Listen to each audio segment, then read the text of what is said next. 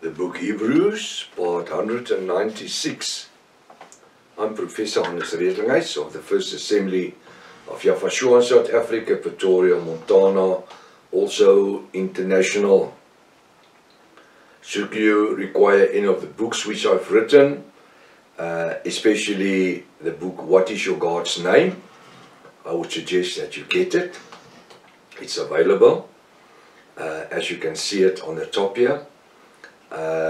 If you are also Afrikaans speaking, it's also available in Afrikaans, because some of the books I have translated in English and then in Afrikaans, or in Afrikaans and then in English.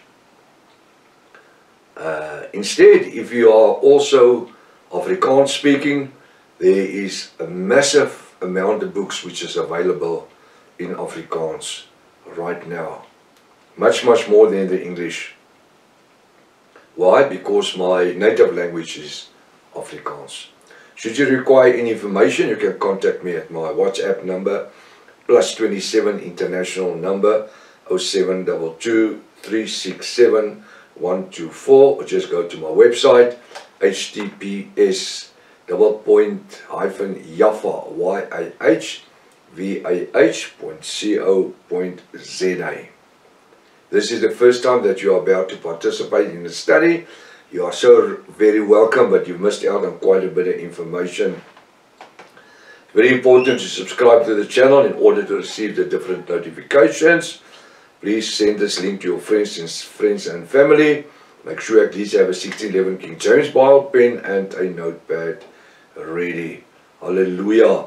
Welcome to Breakfast with Prof. Hannes. What a privilege just to study the word of Yahweh, our Elohim. I just want to say, so the rapture hasn't occurred on 23, 24 September, 25, 26, 27, 28. It hasn't occurred. It will not occur because the final covenant of peace has not been signed. It has not been signed. And that's so important to also get my book, The Two Keys to the Book of Revelation. In that I deal with all of the relevant information about the signing of the final covenant, peace covenant. We're going to continue in the book of Hebrew chapter 10. Now, we need to look at, while we are studying the book of Hebrews, we need to look at the figurative speech, which is very important in order to understand what is happening in the word. And this is something that for more than 600 years, from the time of Protestantism, the church has never taught us how to read figurative speech, understand figurative speech. Why? Because 99% of the time, if you understand figurative speech, it actually contradicts what the church is believing. The theology and dogma that they're preaching. Just by understanding what the figurative speech means. And this is what's making this ministry totally different than any other end-time ministry. Because I'm dealing with you with a figurative speech. Hebrews 10 verse 7. Hebrews 10 verse 7. We are going to continue where we left off last Friday. Then said I,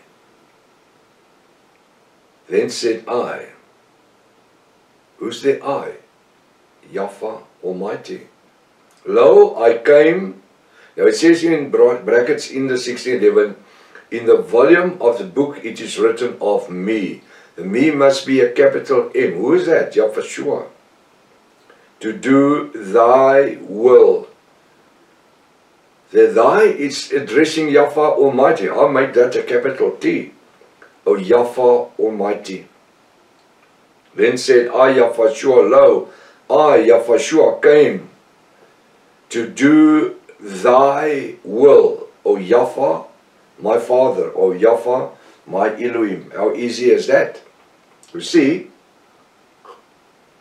the moment that we are using the method of using the brackets, using the method of brackets, then it becomes so easy to read the Bible and also understand who is speaking to whom. When normally people would read this and not understand who said what. Verse 8. Above, then he said. Who is he? Help me. He, capital H, Yahweh Almighty. Sacrifice and offering and burnt offerings and offerings for sin thou wouldest not, neither hast pleasure therein, which are offered by the law. Yahushua said, sacrifice and offerings you do, it has lost its meaning.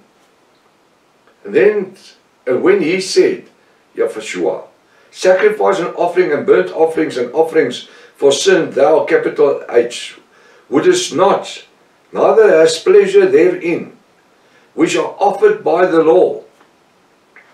It's not just one law, 613 different laws of sin and condemnation.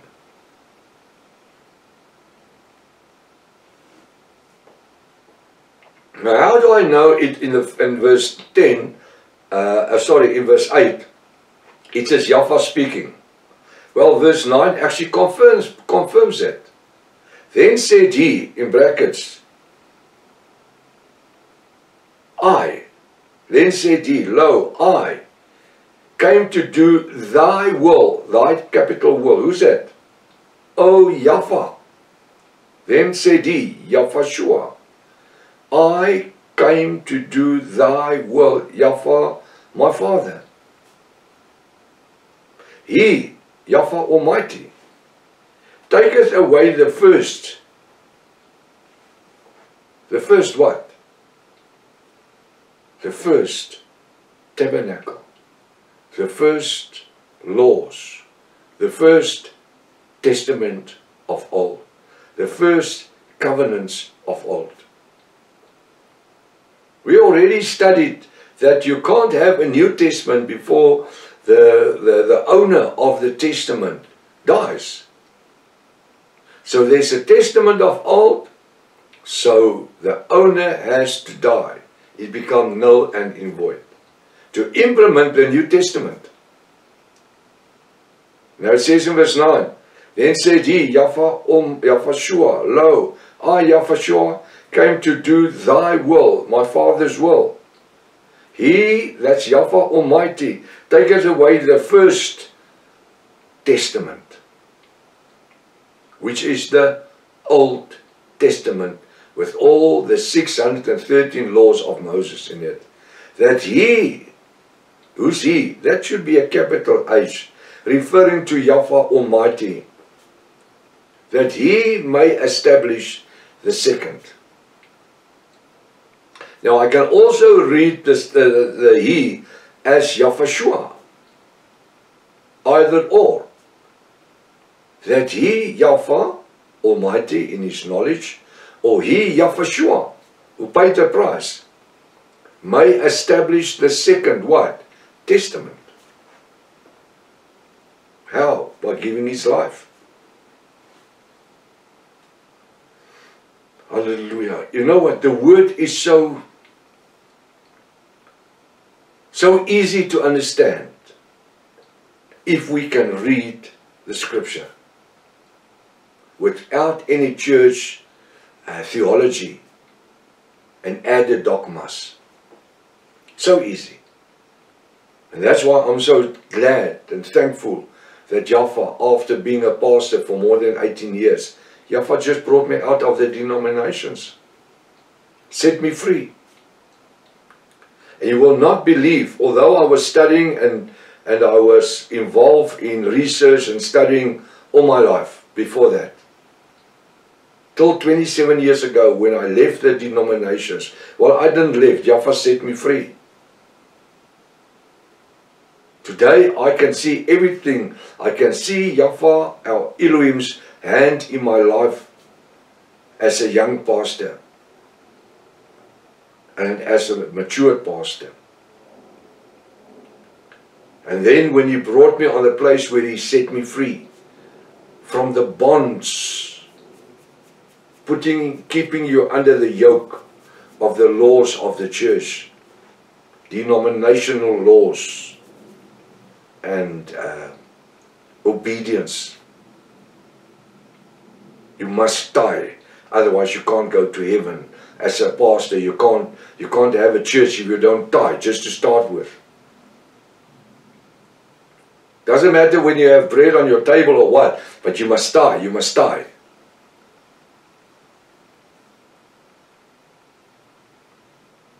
And today I understand that we could have been in a Pentecostal church, my life.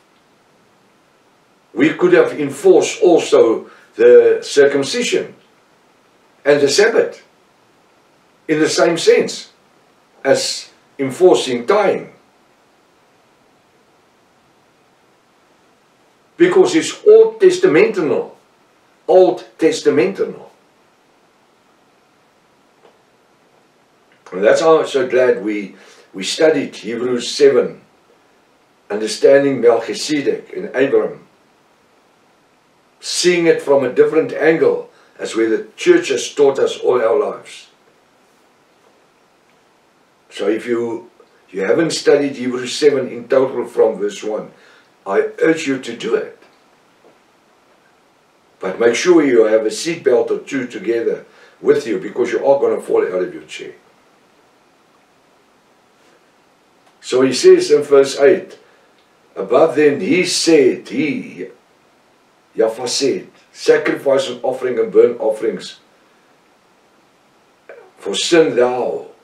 Oh, this is Yahweh speaking again. Let me just go back.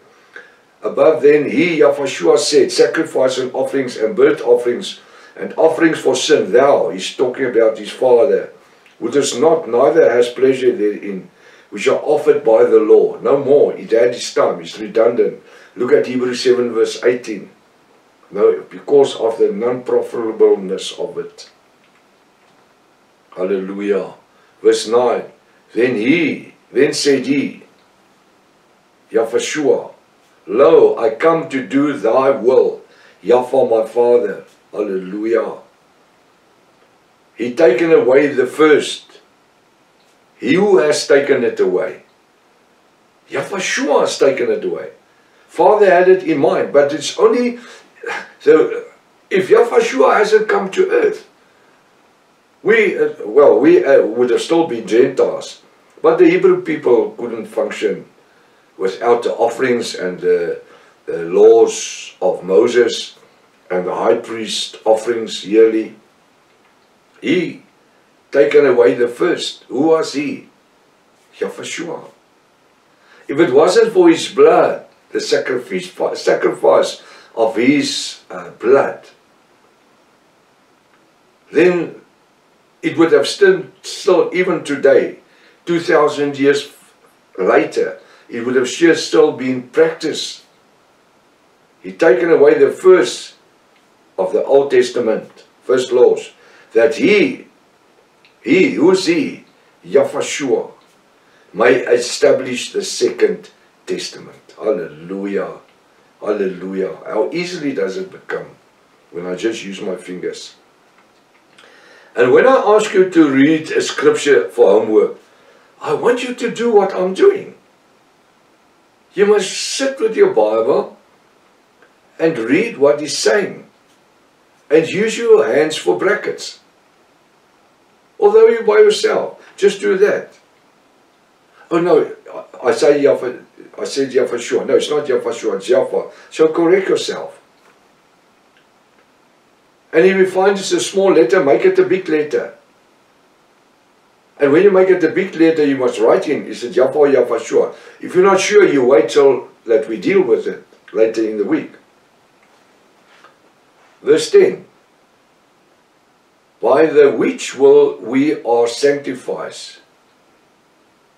By the which will are we sanctified. Through whose will are we sanctified? Through the offering of the body of Yahushua once for all. How were the Hebrew people sanctified?